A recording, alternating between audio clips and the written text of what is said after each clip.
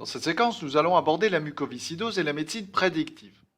Dans un premier temps, nous allons présenter les caractéristiques de la mucoviscidose. La mucoviscidose est une maladie héréditaire. Dans des poumons sains, une faible couche de mucus tapisse les bronches et l'air peut passer librement. En revanche, avec la mucoviscidose, le mucus est épais, ce qui fait que la zone de passage de l'air est diminuée. Par ailleurs, la présence de ce mucus est propice au développement de nombreuses bactéries pathogènes qui entraînent des infections chroniques qui peuvent devenir graves. Nous connaissons l'aspect du mucus puisque c'est ce que l'on excrète lorsque l'on se mouche. Dans une situation normale chez un individu sain, la formation d'un mucus hydraté et fluide est rendue possible par un échange d'ions chlorure au niveau des cellules des bronches. La situation pathologique propre à la mucoviscidose se caractérise par l'absence de transfert des ions chlorure à travers la membrane des cellules bronchiques, empêchant la formation d'un mucus fluide, ce qui se traduit par la persistance d'un mucus visqueux.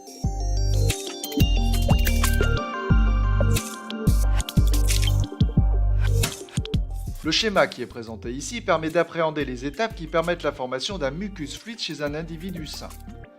Dans le noyau des cellules des bronches, le gène CFTR va s'exprimer, permettant la production de la protéine CFTR. Celle-ci joue un rôle de canal au niveau de la membrane plasmique de la cellule, permettant les échanges d'ions chlorure à l'origine de la formation d'un mucus fluide, garant de poumons sains. Comment peut-on expliquer la production d'une protéine CFTR non fonctionnelle chez les individus atteints de mucoviscidose ? Grâce à l'exploitation des fonctionnalités du logiciel Anagène, on peut comparer les gènes et protéines CFTR chez des individus sains et des patients atteints de mucoviscidose. La comparaison des séquences de nucléotides du gène CFTR normal et CFTR muté met en évidence la présence de mutations génétiques correspondant à la délétion, c'est-à-dire la suppression de 3 nucléotides. Cette mutation est connue sous le nom de mutation delta F508. Cette mutation a des conséquences sur la protéine CFTR synthétisée.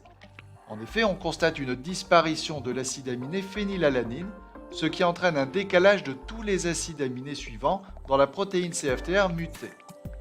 La protéine CFTR mutée ne peut donc plus assurer son rôle dans le transfert des ions chlorure, ce qui conduit à la production d'un mucus visqueux.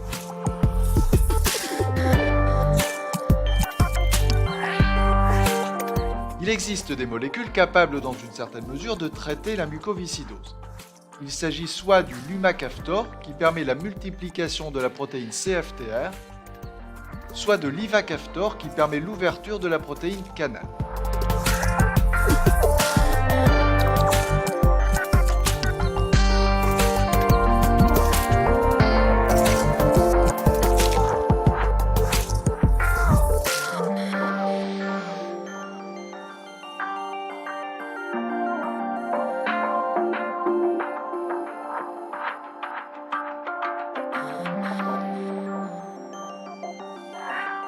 On peut évoquer le cas de la thérapie génique qui constitue une perspective thérapeutique qui reste malgré tout encore à l'étude à ce jour. La thérapie génique consiste à utiliser un gène CFTR fonctionnel que l'on va introduire dans un vecteur, par exemple un virus qui va pouvoir transférer ce gène fonctionnel dans les cellules déficientes au cours de son cycle d'infection virale. Si cette technique fonctionne bien in vitro, on constate malheureusement un taux d'échec assez important in vivo.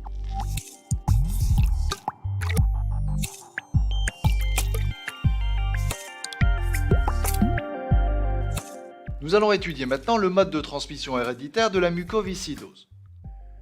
On étudie ici l'arbre généalogique d'une famille dans laquelle existent des cas de mucoviscidose. Chaque carré représente un individu de sexe masculin et chaque rond représente un individu de sexe féminin. En couleur rouge sont représentés les individus malades, c'est-à-dire atteints de mucoviscidose. On constate dans un premier temps que des parents sains peuvent avoir un enfant malade. L'enfant malade présente un phénotype mucoviscidose que l'on va noter ainsi. Cet enfant possède 2 allèles mutés responsables de la mucoviscidose. On peut alors noter son génotype de la manière suivante, ce qui signifie qu'il a reçu le premier allèle muté de son père et le deuxième allèle muté de sa mère. Son génotype est dit homozygote récessif.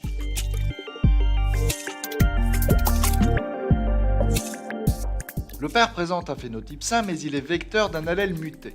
Il possède donc un génotype hétérozygote, composé d'un allèle sain et d'un allèle muté. Il s'agit de la même chose pour la mère.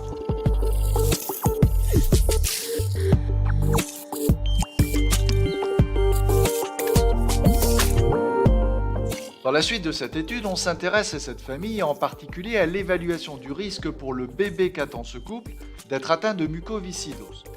On cherche donc à calculer une probabilité. On sait que les deux parents présentent tous les deux un phénotype sain.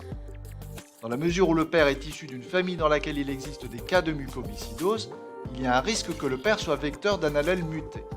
Cela peut être aussi le cas de sa femme et dans une moindre mesure, puisqu'elle vient d'une famille dans laquelle il n'y a pas de cas avérés de mucoviscidose. D'une manière générale, on s'interroge sur le génotype de ces deux parents. Sont-ils hétérozygotes ou homozygotes sains ?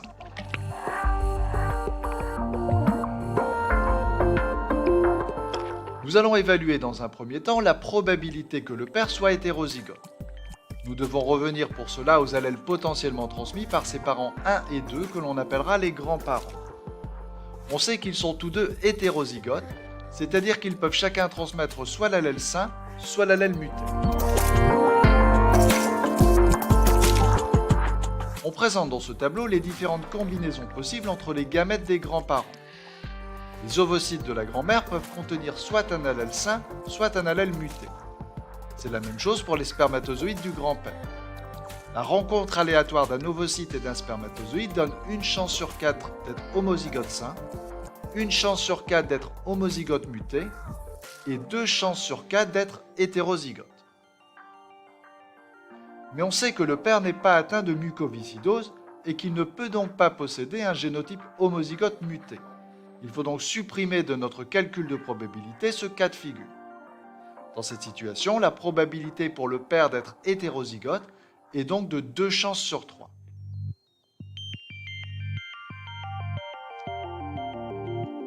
Si on s'intéresse maintenant à la mère numéro 5 du bébé qui va naître, on sait qu'elle présente un phénotype sain, mais que potentiellement elle peut posséder un génotype hétérozygote ou un génotype homozygote sain.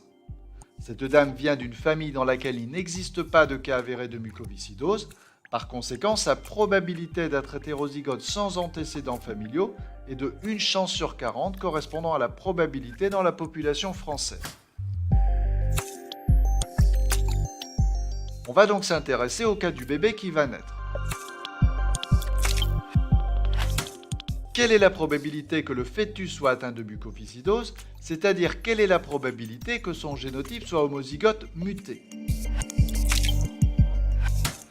On va partir du principe que chacun de ses parents est hétérozygote, c'est-à-dire capable de transmettre soit un allèle sain, soit un allèle muté.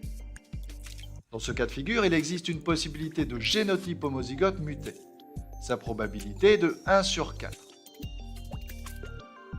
Si on tient maintenant compte de la probabilité du père d'être hétérozygote et de la probabilité de la mère d'être hétérozygote, alors la probabilité que le fœtus soit homozygote pour l'allèle muté est la suivante.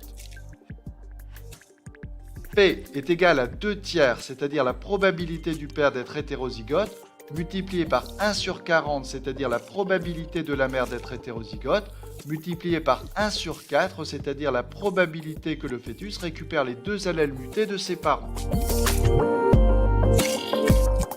La probabilité est donc de 0,0042, soit 0,42%.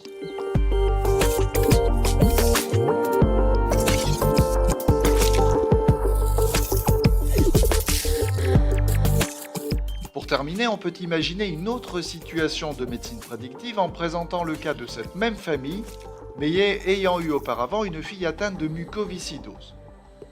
Dans ce cas, on sait que les parents sont tous les deux hétérozygotes, donc capables de transmettre potentiellement chacun un allèle muté au bébé qui va naître.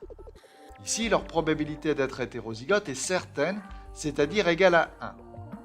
Quelle est dans ce cas la probabilité pour le fœtus d'être atteint de mucoviscidose ? La probabilité que le fœtus reçoive de ses parents 2 allèles mutés est de 1/4.